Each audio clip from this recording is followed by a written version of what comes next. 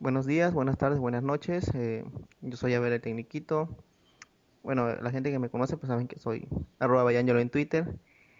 Y en esta ocasión pues estamos de invitado con el señor Mager19 en su podcast de Sin Estilo Geek. Hola. Hola, Abel. Buena presentación, diferente para cambiar. Bueno, Sí, amigos bueno, a habría... todos, buenas tardes, buenos días, buenas noches. Y como ya saben, esto es Sin Estilo Geek y hoy tenemos un invitado especial a nuestro amigo Abel que nos hizo de entrada la bienvenida. Y hoy vamos a hablar sobre Linux, vamos a retomar el tema de Linux y lo he invitado a Abel porque es una persona que lleva mucho rato trabajando con esto y nos va a brindar sus conocimientos en este tema. Pero antes de comenzar, Abel, si me lo permites, Sí, voy a leer un comentario que tengo en Spreaker del amigo Isaac Cruz. ok. En el episodio pasado yo había comentado sobre el tema de instalar Photoshop en Linux, que era lo único que no había podido realizar y que de pronto era lo único que extrañaba del sistema operativo anterior. Entonces Isaac me escribe, recién he escuchado tu episodio y te comento algunas cosas sobre instalar Photoshop en Linux con Wine. No es posible instalarlo directamente sobre Wine, pero sí es posible usarlo. Necesitas copiar una instalación en Windows, copiar todas las carpetas del programa, copiar los elementos del registro y pasarlo todo esto a Wine. Yo logré hacer funcionar así Photoshop, Flash, Fireworks, pero no Illustrator. Y me deja unos enlaces allí para mirar cómo se realiza. Dice, Ok. continúa. Sí. Ignoro si con versiones más siguientes se pueda realizar lo mismo. Ahora te comento que este método, aunque es usable, presenta algunas deficiencias a la hora de dibujar elementos UI en los programas. Bueno, esto ya es un poco más técnico. La opción más viable que yo he encontrado es utilizar Adobe Linux dentro de una máquina virtual con VirtualBox. Una imagen de disco de 20 gigas me es suficiente. Además, Sí, sí. corro VirtualBox con la cuenta de Semlix Mode, la cual saca todas las ventanas del sistema virtualizado y las mezcla con las ventanas de Windows.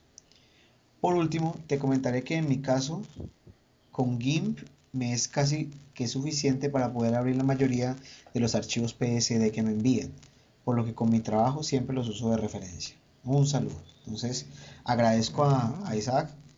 Sí, realmente con el paso de los días, ya voy a completar más de un mes trabajando con Linux, he aprendido a adaptarme a GIMP, aunque es una herramienta que se parece muchísimo a Photoshop, tiene algunas deficiencias, pero para el trabajo básico funciona perfecto. Entonces, pues Sí, sí. tenemos allí ese comentario de Isaac, ¿qué te parece? Está muy bien. Ojalá que más gente se anime a contestarte en tus episodio de podcast precisamente porque es gente que se dedica o tiene como sistema pues Linux o trabaja sobre el sistema operativo con una distribución por ahí. Exacto. Bueno, Abel, cuéntanos sobre qué distribución trabajas. Actualmente estoy en Linux con la distribución de Ubuntu. Bueno, yo me quedé en Ubuntu ya llevo, no sé, si llevo como 2 años, creo, un poquito más. Empecé creo con la versión 10.04, creo, la conocí por ahí y pues al principio no me gustó. Lo digo sinceramente que Linux no me gustó nada, precisamente porque la primera vez que lo instalé lo hice sin internet y no me instaló nada. Solamente virtualicé, monté el disco y todo, pero me dio para probar y no pude reproducir un simple archivo de MP3. Sí. No lo pude hacer.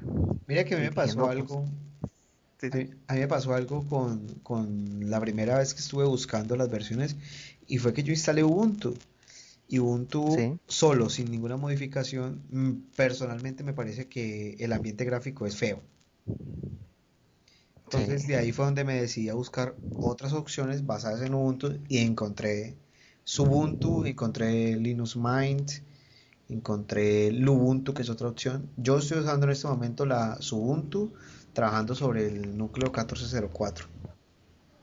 Sí, es la última versión precisamente de Ubuntu. Creo que el kernel, no me acuerdo exactamente qué versión del kernel, pero es el kernel más actual que hay. Pero todos ellos están basados precisamente en el sistema de Ubuntu, solamente cambiando el escritorio, o sea, el entorno gráfico nada más. Y desde ahí en adelante, pues, es lo mismo. Sí, al principio, no sé, Ubuntu sí es feo, no tiene más que la barra lateral o sea, hay que irse al centro de software, hay que empezar a probar los diversos programas que te podían utilizar a día, los navegadores, el navegador que trae por default. Es un poquito, o sea, es simple, es totalmente simple, para que tú le vayas agregando complementos precisamente para hacerlo de uso personal, a tu uso, a tu forma de usar el sistema. Sí, exacto.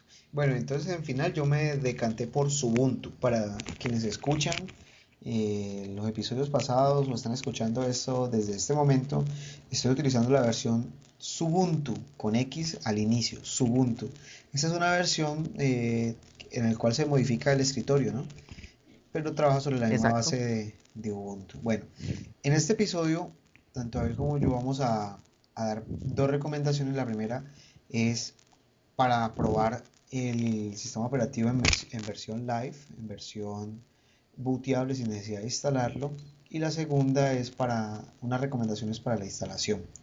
La primera, la forma de probar Ubuntu de manera live.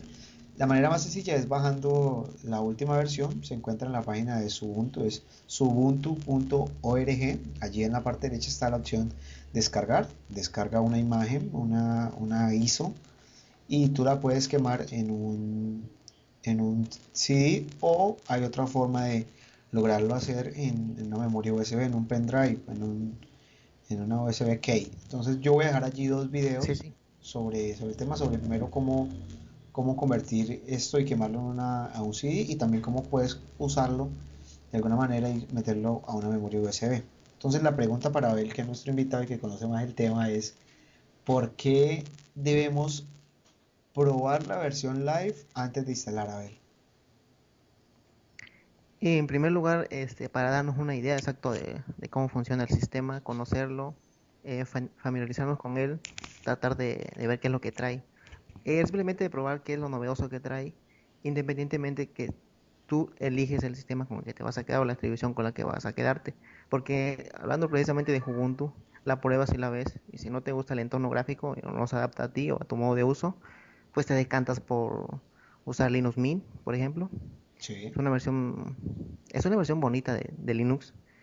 Sí me gusta mucho lo que es todo lo que es la paquetería de iconos, todas las aplicaciones que trae por default ya precargadas, y creo que es la más sencilla para empezar a utilizar. Por eso precisamente tienes que probar antes de quedarte con la distribución.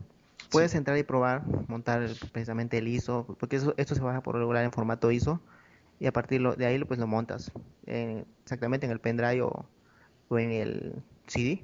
Un CD, sí. aunque realmente creo que ya ahorita pesa un poquito más, ¿verdad? Ha de pesar como unos, por ejemplo, la versión de Ubuntu ya casi va pesando los 800 megas, casi 900 megas. Sí, Por lo tanto, creo que tienes que montarlo sobre un DVD y de ahí arrancarlo. sí, debe ser un DVD, ahí corrijo. Sí, sí, si estás escuchando y ves que de pronto eso está algo complicado, algo difícil, no te asustes, no te azares, que lo que vamos a hacer es dejar unos videos en el cual puedes ver de qué manera se realiza. Yo también pienso, Abel, y complemento lo que dijiste, además de saber qué trae y qué ofrece el sistema operativo, creo que si no estoy mal y si estoy mal me corriges, también hay que probarlo para saber el comportamiento del equipo, a ver si toma la mayoría de los drivers, ¿no? ¿No es así? Exactamente, porque sí hay mucho software por ahí privativo que no funciona. Aunque realmente últimamente ya en las últimas distribuciones de Linux o de Ubuntu o sea, de Ubuntu o de Linux Mint, Linux Mint por ejemplo trae precargados los drivers y ahí casi es imposible que no te funcione. Pero si es un software privativo, lo puedes descargar incluso en la página del fabricante de la, ya sea tarjeta gráfica, tarjeta inalámbrica o controlador de los gráficos, y lo puedes bajar de la página precisamente de la persona o del desarrollador o de la empresa que distribuye ese tipo de dispositivos. O sea, lo podías ahí ver en su página de ellos y ahí tal vez tenga soporte para Ubuntu o Sí, para Linux en este caso. para Linux. Aunque últimamente muchas empresas como que está dejando de dejar soporte para ese tipo de distribuciones. Hay algo muy extraño, pues, últimamente, o algunos tipos de equipos que ya no te dejan o ya no tienen soporte para Linux. Sí, Sí, exacto. sí se complica a veces. Creo Pero que en este caso, pues si pruebas la versión, pues ahí tendrías que ver un poquito cómo funciona con tus dispositivos. Sí, lo que dices es verdad. Incluso yo no tuve problemas y lo instalaba en dos equipos y todos los drivers automáticamente se instalan. Yo creo que de pronto eso puede suceder con equipos muy viejos, ¿no? Que las tarjetas de red o las tarjetas de sonido sean, pero ya sería un caso extremo. Exacto. Igual yo considero que la mayoría de los drivers hoy en día se pueden conseguir y si no hay formas de adaptarlos. Bueno, Sí, hay forma de entonces, hacerlo funcionar. ujú, bueno, Sí, entonces yo me decanté por Ubuntu, pero como decía Abel, puedes probar Linux Mint, puedes probar Lubuntu, puedes probar el Ubuntu básico, puedes probar incluso, he escuchado uno que se llama Elementary, ajá, también está CentOS. CentOS, exacto. Entonces allí pueden varias opciones para Hay probar. muchísimas distribuciones, sí, sería un mar de distribuciones que hay basadas en Linux. Yo vi bastante también la de Linux Mint y estaban también por escogerla. ¿Sabes por qué no me fui por esa? Sí, sí. Porque parece mucho a Windows y quería algo diferente, la verdad. Sí, realmente se asemeja muchísimo. Para un solo novato, tal vez que pues, no domine mucho, pues sí, le queda muy bien, pero si quieres cambiar prácticamente todo el entorno gráfico de tu pantalla, pues sí, decántate por otro tipo de distribución. Distribución, exacto. Claro que hay que tener en cuenta, y ya lo comenté en el podcast anterior, una de las ventajas y que a la vez puede ser también una desventaja de pasarse a Linux es el hecho de que hay que leer bastante, pero eso también te ayuda a desarrollar habilidades. A mí me parece algo atractivo el hecho de que no todo esté tan sencillo como era en Windows. Sí, sí. Sí, eso es importante. Sí, la Bueno, lectura sí se recomienda para el usuario novato, exacto. sí, se aprende algo diferente. Bueno, Abel, para finalizar esta parte, entonces, ¿alguna recomendación extra? Además de que ya dijimos que voy a colocar ahí los links para ver los videos de cómo se realiza el procedimiento. ¿Alguna recomendación extra a la hora de probar el sistema operativo en modo live, en modo en vivo, pues en modo sin instalar? Sí, sí. Pues la recomendación sería que pues la prueben en primer lugar, que intenten ver qué es, precisamente porque hay muchísima gente que habla de software libre, habla de distribuciones de Linux y traten de saber qué es, solamente por conocerlo. Y si ya están un poquito hartos de usar la famosa ventana, pues ya intenten probar a ver cómo les va. Y si les agrada, si son una de esas personas que les gusta mucho moverle a sus dispositivos, entenderle un poquito a las máquinas, a los sistemas operativos, pues se le hará muy fácil el uso y le entenderá muy fácil. Aunque al principio sí se le puede complicar un poquito, conforme vayas usando lo que es la distribución que tú elijas, empezarás a usar los comandos, las ventanas, terminales, usando repositorios, metiéndote más, de tal manera que pues esto no se acaba, esto simplemente te sigue gustando, no que lo vayas a poder dejar. Exacto, eso es lo interesante. Bueno, una Sí, vez ya probaste la distribución en la versión live donde no tienes que instalar y te gustó, procedemos a algunas recomendaciones para instalar. De antemano decir que lo que acabas de descargar mm, para probar lo que, nos habla un momentico aquí, para probar lo que acabas de descargar, ya lo tienes allí y con esa mismo puedes instalar la versión del sistema operativo que sí. acabaste de probar. Recomendaciones, Abel, para arrancar.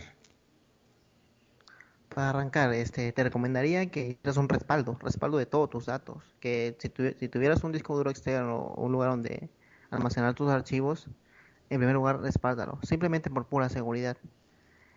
Y si ya estás decidido y dices, no, pues no voy a respaldar nada y quiero meterle directamente el sistema operativo completo, pues simplemente cárgalo por el pendrive o por vía, este es el caso DVD, un archivo un poquito más grande porque está pesado. Y, y la primera bienvenida que te va a dar cuando metes el CD o haces el boteo, el boot de arranque, es una bienvenida en inglés, donde te puede iniciar ahí solamente eliges idioma estás, por ejemplo en español, y ahí te van, casi es todo es siguiente, es muy sencillo, casi Muy- en toda la operación es siguiente, sí, no es tan complicado. es muy intuitivo, por así decirlo. Sí, yo creo que lo que dice Abel es fundamental, el respaldo, porque la información siempre es algo delicado, ¿no? Y si no tienes un disco duro externo, pues ya hay demasiados servicios en línea para hacer respaldos. A ver, recomendable o no recomendable tener internet para la instalación. Exactamente, hay que tener una buena